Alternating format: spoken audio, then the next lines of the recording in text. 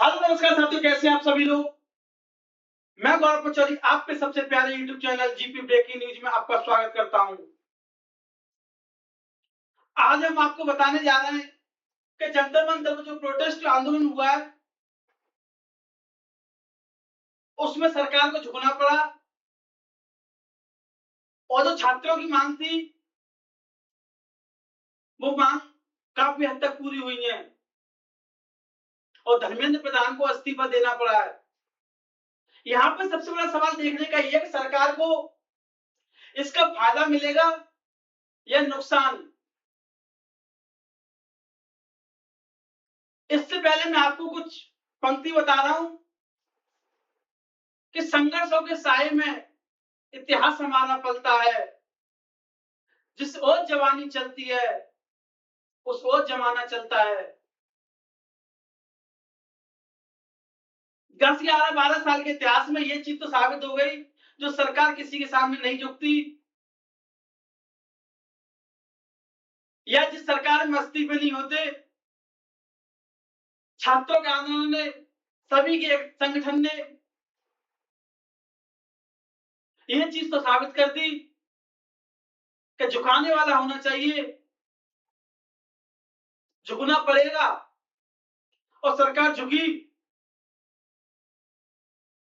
यहाँ पर सबसे बड़ा सवाल ये खड़ा हो रहा है कि इसके धर्मेंद्र प्रधान के इस्तीफे सरकार को फायदा होगा या नुकसान। तो देखिए यहाँ पे सबसे बड़ा मुझे फायदा ये जो लग रहा है कि इस नाम पे, सरकार के मोदी नाम पे जो सरकार पे टैग था कि ये सरकार झुकती नहीं है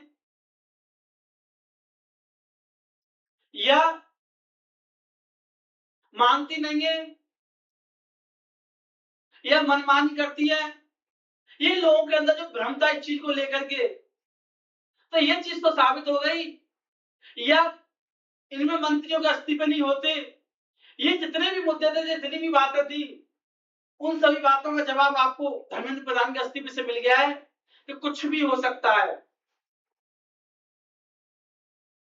अब यहाँ पर सबसे बड़ा सवाल मुझे तो ये भी लग रहा है कि विपक्ष की पार्टियां के लिए तो है ही है कहीं ना कहीं सवाल अपने आप में, लेकिन जो जो इस पार्टी के अंदर मंत्री हैं, सबसे बड़ी चुनौती तो उनके सामने है। जो आज तक ये सोच रहे थे काम जो हो रहा है वो ठीक है, डर जैसी भावना कुछ थी नहीं। धर्मेंद्र प्रधान के इस्तीफे से ये चीज तो साबित हो गई कि अगर आप भी काम नहीं करोगे, जनता आवाज उठाएगी तो आपको भी कुर्सी से हटाया जा सकता है। अगर आपका रिकॉर्ड अच्छा नहीं है, अगर आप पे भी सवाल खड़े करते हैं, किसी चीज को लेकर विरोध होता है, तो हो सकता है आपको भी हटाया जाए। तो सबसे बड़ी जो चेतावनी आई है वो उन्हीं के सामने आई है। और देखिए मुझे तो ऐसा भी लग रहा है कि ठीक है, इतना बड़ा आंदोलन किया गया है, कहीं ना कहीं विपक्ष के जो सांसद हैं, क्या जो काम छात्रों ने किया है, रोड पे आके लाठी खाई, रोड पर सोए, बरसात में धूप में कुछ नहीं देखा, जो काम विपक्ष की सरकार के सांसदों को करना चाहिए था, संसद में आवाज उठानी चाहिए थी, पार्लियामेंट में, मानता हूं आवाज उठाई है, लेकिन उस संगठन के साथ नहीं उठाई। अरे सभी मिलकर के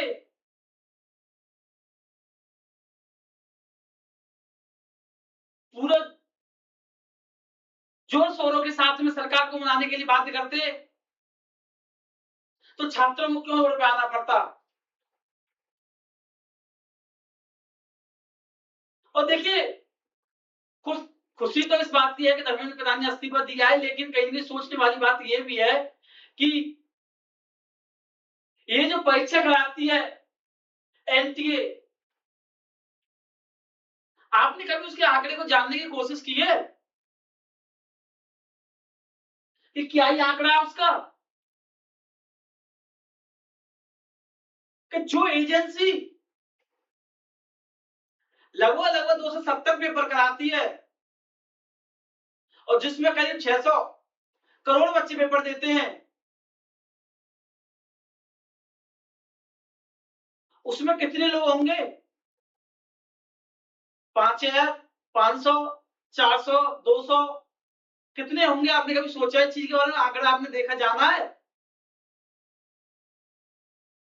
उस समय, इस समय इसमें जो सरकारी जो पद पे हैं, संस्था के लिए वो 24 हैं। और पता है आपको कितनी जगह हैं? 39 39। इतने बच्चों का पेपर कराने वाली, इतने पेपरों को कराने वाली संस्था में मात्र कितने पद हैं? 39। उसमें अभी कितने हैं? 24। ठेके पे काम होता है, प्राइवेट संस्था का। आपने कभी किसी पेपर को जाते समय देखा कि एनटी के लोग आपको वहां मिल रहे हैं?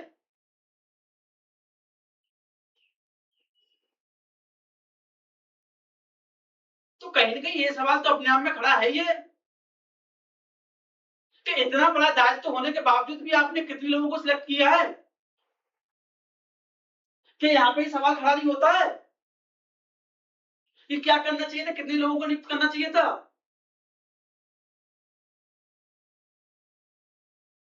और देखिए, सबसे पहली बात तो ये है कि नाम तो कुछ भी हो, नाम मायने नहीं रखता है। मुझे ऐसा लग रहा है कि जो भी आए,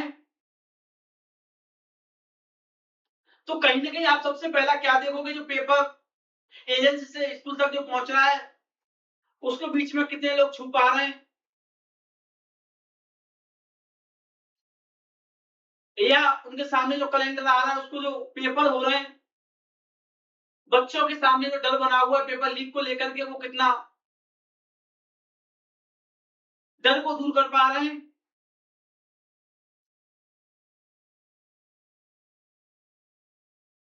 कहीं न कहीं मुझे तो ऐसा भी लग रहा है कि इस चीज़ से ये तो साबित हो गया कि अगर कोई दिक्कत आती है, तो कुर्सी फिर खतरे में रहेगी। इसीलिए काम अच्छे से समझ सोच कर करना चाहिए और करना पड़ेगा। जो ज़िम्मेदारी दी गई है उसको सही से निभाना पड़ेगा। क्योंकि पता है, क्योंकि यहाँ पे इस्तीफे भी होते हैं। बच्चों के साथ में अन्याय होगा, तो इस चीज़ का खामियाज़ा भुगतना पड़ेगा।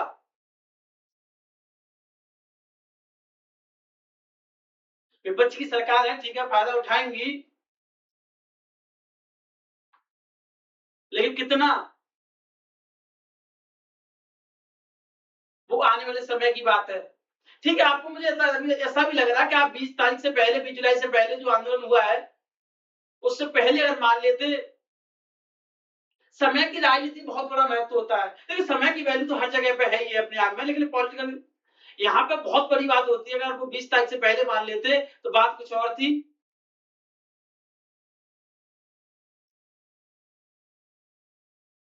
चलिए, जो भी हुआ अच्छा हुआ, बहुत ज़्यादा तो हम यहाँ पे नहीं कह रहे हैं।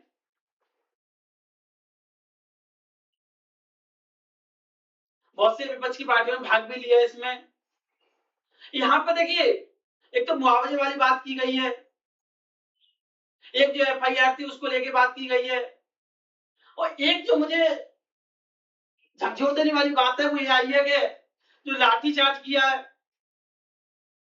उनको माफ़ी माँगनी चाहिए। यहाँ पे अब समझ में ये नहीं आ रहा कि परेड माफ़ी माँगेगी या पुलिस कमिश्नर, ये बड़ा सोचने वाला विषय है कि ये कितना सही है, कितना गलत है। ये आंदोलन जितनी माँग हुई है उतनी ठीक है। देखो, बहस तो दोनों तरफ से हुई है। कुछ बच्चे ऐसे भी रहे इसमें जो इस तरीके की गाली दे रहे हैं कि सुनने में भी अपने आप में मुझे तो ऐसा लग रहा है कि उनके माँ-बाप उनको सुने, तो वो भी सोचें कि क्या कह रहा है, या कैसा बच्चा है अपना। कुछ लोग इसमें ऐसे भी रहे। तो देखिए, हर सिक्के के 2 पहलू होते हैं, और वो आगे देखने वाला विषय है, वो मैं आप पे छोड़ता हूँ, क्या है, कैसे है। मैं तो बहुत ज़्यादा नहीं कह रहा हूँ, मैं तो बस केवल इतनी जानकारी आपको दी है। मुझे सबसे बड़ा जो लग रहा है वो ये लग रहा है कि एनटीए जो एजेंसी है, उसमें जो मेंबर की संख्या है, उसको बढ़ाएँ, और उसमें जो पारदर्शिता है उसको लेके आएँ, और जो भी इस कुर्सी को संभालें, वो भविष्य बच्चों के भविष्य के साथ खिलवाड़ न हो, सख्त से कानून बनाएं, जो बच्चे मेहनत कर रहे हैं उनके साथ न्याय हो।